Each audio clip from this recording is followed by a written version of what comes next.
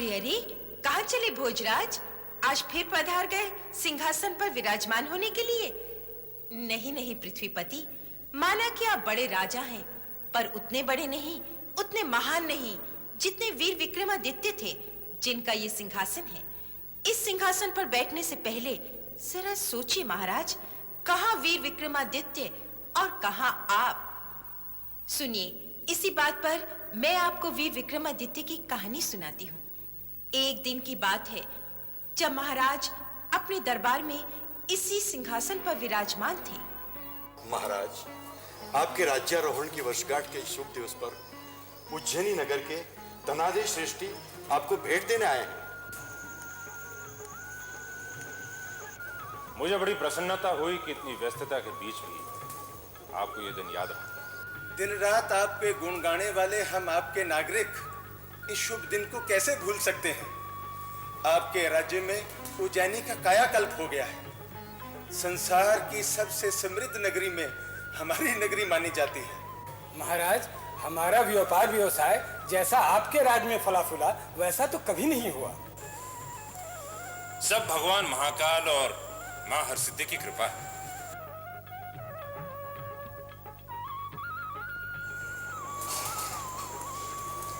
इस वर्ष आपके साथ धनवंत सेठ नहीं दिखाई पड़ रहे हैं, क्या बात है? उनका स्वास्थ्य तो ठीक है ना?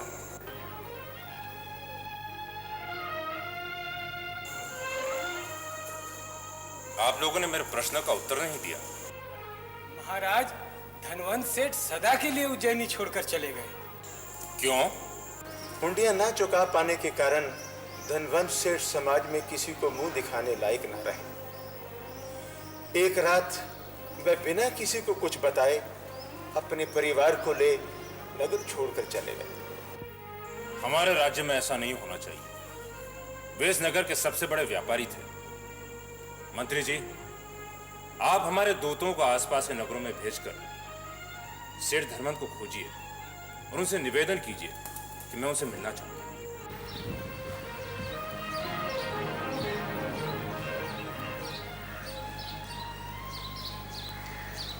कहीं कुछ कामकाज की बात चली या आज भी खाली हाथ आया?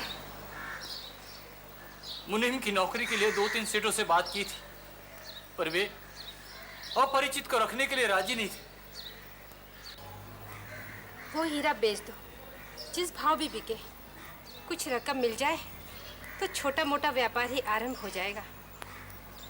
जानता हूँ, सब समझता हूँ, पर इस फटी हालत में हीरा बेचने जाऊंगा तो लोग मुझे चोर ही समझेंगे, साहूकार तो समझेंगे नहीं। ये रहे धनवंत सेठ, अपने परिवार के साथ बैठे हैं। आप हैं धनवंत सेठ जो पहले उज्जैनी में रहा करते थे? हाँ, पर आप मुझे कैसे जानते हैं? आपको कौन नहीं जानता? चलिए। कहाँ?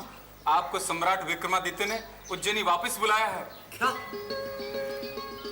महाराज, बहुत बड़े महात्मा नगर में पधारे हैं। आपसे मिलने के लिए बड़े उत्सुक थे। मेरा प्रणाम स्वीकार कीजिए महात्मा जी। कल्याण हो। विराजिए।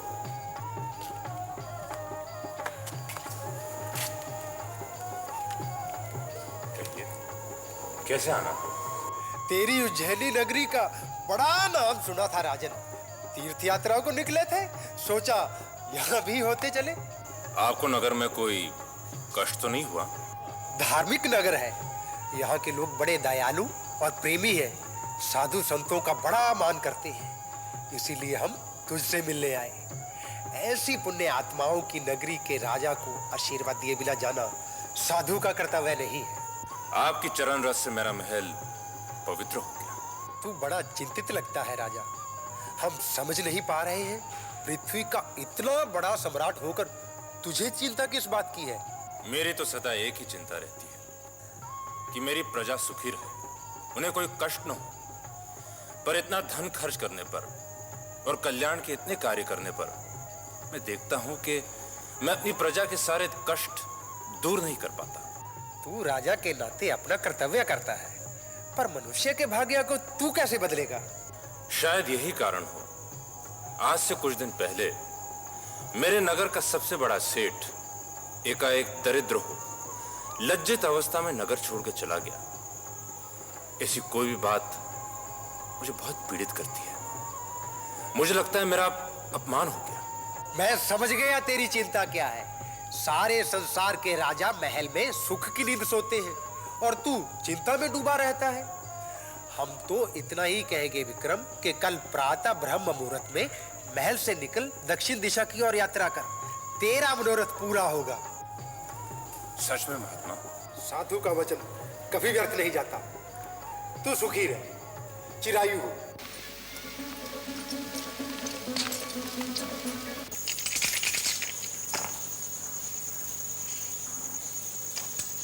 बस अब समाप्त करें, बहुत खेल लिए।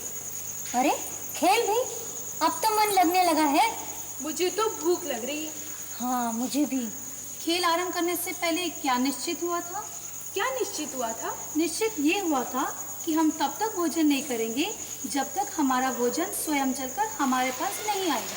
हाँ, यही निश्चित हुआ था। लगता है हमारा भोजन स्वयं चलकर हमारे पास आ रहा है।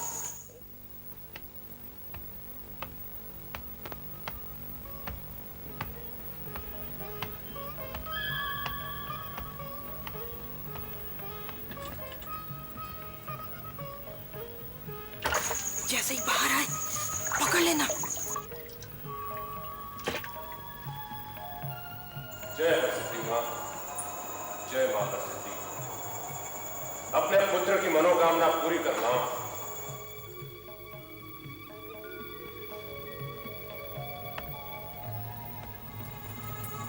मैं जान सकता हूं कि आप देवियां कौन हैं? पहले तू बता, तू कौन है? और ये हरसिद्धि का नाम क्यों ले रहा है? किसी ऐसे वैसे दुष्ट पापी ने हमारी देवी का पवित्र नाम लिया तो हम प्राण ले लेंगी। सच सच बता, तो कौन है? मैं हूं विक्रम, विक्रमादित्य, उज्जैनी का राजा, जहां की देवी है मां हरसिद्धि। तुझे देखने की बड़ी इच्छा थी विक्रम। तुझ पर तो देवी हरसिद्धि की सचमुच बड़ी कृपा है।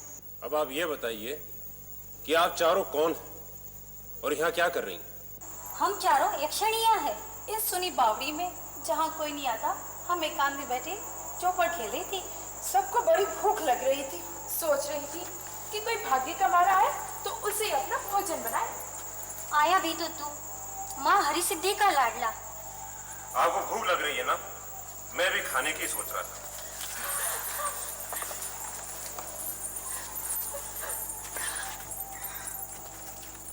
वाह रे, तूने तो हमारा मन प्रसन्न कर दिया। हाँ, अब तू बता, यहाँ अकेला जंगल में क्या कर रहा है राजेधिराज? मैं एक साधु के कहने पर आज प्रातः से दक्षिण दिशा की यात्रा पर निकला था। क्यों? यहाँ क्या काम था? साधु ने कहा था कि आज तेरा मनोरथ पूरा होगा। फिर क्या पूरा हुआ? आप चारों के दर्शन हुए और ये इच्छा लेकर तो मैं घर से नहीं निकला था। हमें भी तो बता, क्या है तेरी इच्छा? क्या है मनोरथ? हम भी तो सुने। मेरी इच्छा है कि मेरे पास इतना धन हो कि मेरी प्रजा में कोई भी कष्ट न रहे। दक्षिण में समुद्र के बीच एक छोटा सा द्वीप है। वहाँ एक अवधूत रहते हैं, एकांत में साधना करते हैं। तू उनके पास जा, वो तेरी इच्छा पूरी करेंगे। दक्षिण समुद्र में एक छोटा सा द्वीप है, किंतु मैं वहां पहुंचूंगा कैसे? तुम्हारी ये समस्या हम सुलझा देते हैं। वो कैसे? ये लो मेरी खड़ाऊ, इस पर पैर रख। जहाँ पहुँचने की इच्छा करोगे पहुँच जाओगे। हे खड़ाऊ, मुझे दक्षिण समुद्र के उस द्वीप पर पहुंचा दे जहां अवधूत बाबा रहते हैं, जो मेरी मनोकामना पूरी करेंगे।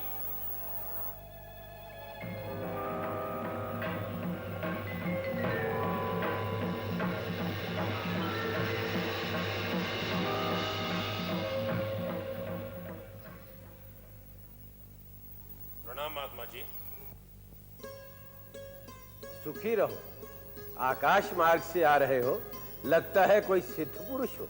मैं सिद्ध पुरुष नहीं, एक साधारण सा व्यक्ति हूं। एक यक्षिणी की कृपा से मुझे ये उड़ने वाले खड़ाऊ मिल गए। इन्हें पहनकर मैं आपके दर्शन करने आया हूं। मेरा नाम विक्रमादित्य है। हम एकांतवासी अवधूत, हमसे मिलने की क्या आवश्यकता पड़ गई? मेरी एक चिंता है, राजा के नाते सारे प्रयत्न करने पर भी बनी ही रहती है। कैसी चिंता? प्रजा को सुखी देखने के लिए मैं बहुत धन बांटता हूं। जितना आता है सब कुछ दे देता हूं, भंडार खाली हो जाता है। असहाय अनुभव करने लगता हूं कि इतना सब कुछ करने पर भी कुछ लोग गरीब, दुखी, धनहीन रह ही जाते हैं।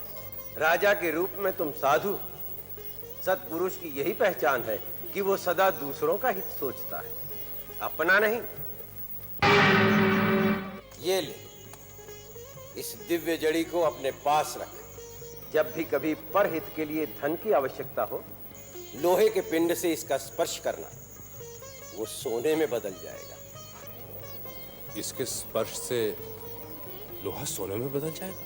हाँ, पर इसका उपयोग उतना ही करना जितनी आवश्यकता हो, अधिक नहीं। जैसी आपकी आज्ञा। तुम जैसे समर्थ शासक ही ऐसी चमत्कारी वस्तु को रख सकते हैं, और कोई नहीं।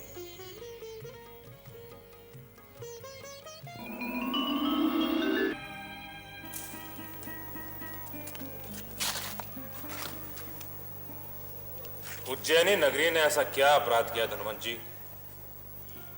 कि आप हमें छोड़कर ही चले गए?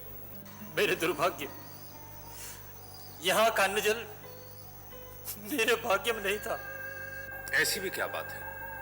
कोई समस्या थी, कोई कष्ट था तो हमें बताते। हाँ, अब विस्तार से कहिए, ऐसा क्या हुआ कि आपको नगर छोड़ के जाना पड़ा? आज से 3 महीने पहले की बात है। श्रीवंत नामक एक जौहरी हीरो का व्यापार करने उज्जैन आया और एक दिन मुझको मिलने मेरे निवास पर आए। उज्जैनी आया था, सबसे मिला, सोचा आपके भी दर्शन करता चलूं। विराजी, धन्यवाद। कहिए, यात्रा में कोई कष्ट तो नहीं हुआ? और यहाँ के मंदिरों के दर्शन आदि किए? वो तो सब कुछ हो गया, किंतु आपकी नगरी में आकर निराशा ही मिली। व्यर्थ समय नष्ट हुआ। क्यों? ऐसा क्यों कह रहे? बड़ा नाम सुना था आपकी नगरी का, उज्जैनी उज्जैनी सुना था, बड़े बड़े व्यापारियों का नगर है, लाखों करोड़ों का व्यापार होता है। इसमें क्या संदेह? नाम सुनकर चला आया था। हमारा हीरो का व्यापार है, हमारे पास एक बहुमूल्य हीरा है, उसे बेचने के लिए मैं कई नगरों में भटका। सबने कहा उज्जैन जाओ किंतु यहाँ भी सब दरिद्र ही निकले। आप हमारी नगरी का अपमान कर रहे हैं। अपमान तो मेरा हुआ है। लीजिए। आपकी इस नगरी में आके मेरी तो भूख ही मिट गई। वो कौन सा बहुमूल्य हीरा है, हम भी तो देखें। अवश्य देखिए, सभी ने ये इच्छा पूरी की है, आप भी कर लीजिए।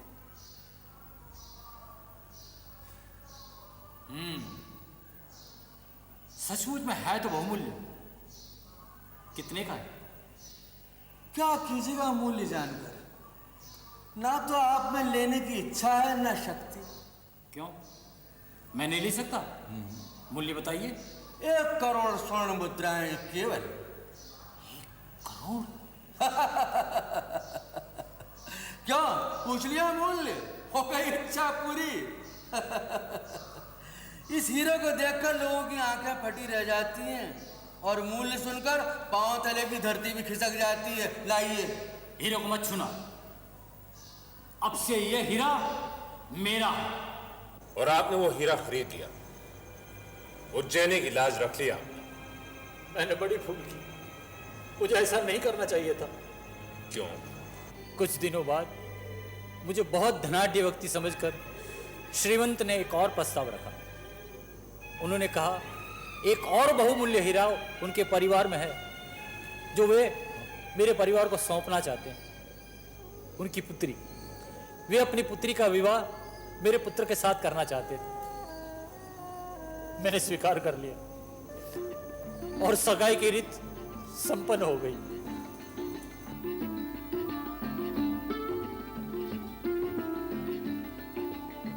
मैं इस रिश्ते से बहुत प्रसन्न था। देश के इतने बड़े जौहरी की बेटी मेरे परिवार में बहू बन के आती थी। तब नहीं जानता था कि अपने जीवन की मैं दूसरी भूल कर रहा हूं। वो कैसे? हीरा खरीदने की भूल के कारण मैं 1 करोड़ सुवर्ण मुद्रा श्रीवंत को दे चुका था। मैं भूल गया था कि अब हुंडिया चुकाने के लिए मेरे पास धन नहीं बचा है। और जब समय आया तो मेरे पास धन न था। मैंने हीरा बेचने का प्रयत्न किया पर कोई ग्राहक नहीं मिला। हुंडिया चुकाने के लिए मुझे अपनी संपत्ति बेच डालनी पड़ी। सारे समाज में यह बात फैल गई कि मेरी आर्थिक परिस्थिति बहुत खराब है। हुंडी चुकाने के लिए मेरे पास धन नहीं है। व्यापार में तो ऐसा होते रहता है। हाँ, पर तब एक बात और हुई। श्रीवंत एक दिन मुझसे मिलने आए। मैं आपके पुत्र के साथ हुआ अपनी पुत्री का रिश्ता तोड़ना चाहता हूँ। आप एक ऐसी बात करते हैं, बने हुए रिश्ते भी कभी टूटते हैं। मैं तो आपको बड़ा धनवान समझता था। जो 1 करोड़ का हीरा देखते देखते खरीद लेता है वो 50 करोड़ का स्वामी तो होगा ही।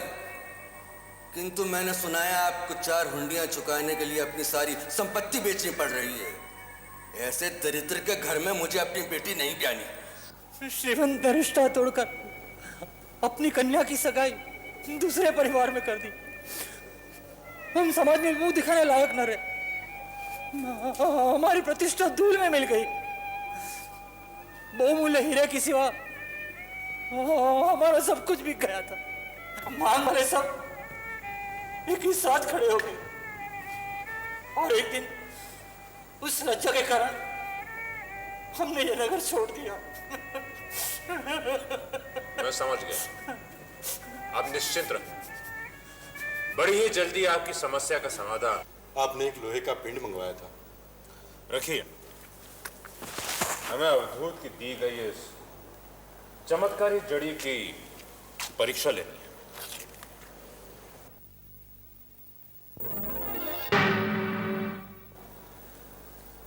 कसौटी लाइए।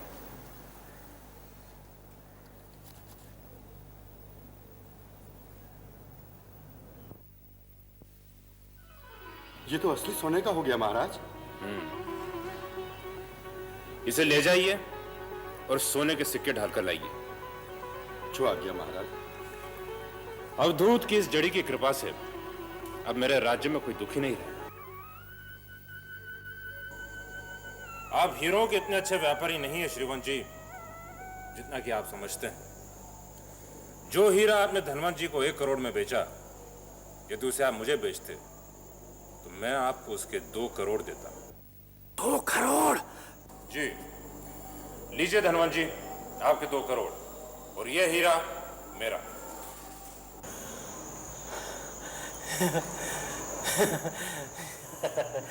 श्रीवंत जी, आपने लड़की की सगाई तोड़कर बहुत बुरा किया। आपने धनवंत जी को बहुत लज्जित किया समाज में।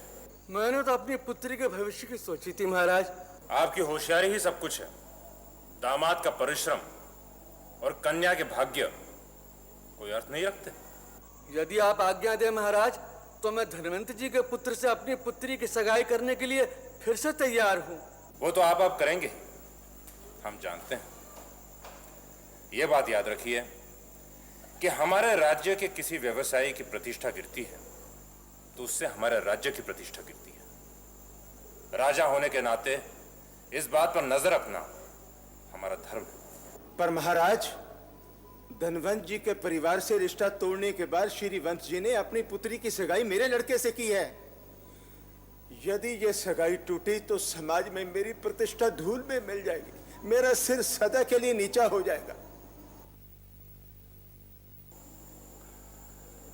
ये गुत्थी तो मंत्री जी आप चाहें तो सुलझा सकते हैं। वो कैसे महाराज? कुछ दिन पहले आप कह रहे थे कि आपको अपनी पुत्री के लिए किसी योग्य वर की खोज है। इनके पुत्र आपकी लड़की के लिए कैसे रहेंगे? आपने तो मेरी समस्या सुलझा दी महाराज। आपकी कृपा से हम सबकी समस्या सुलझ गई।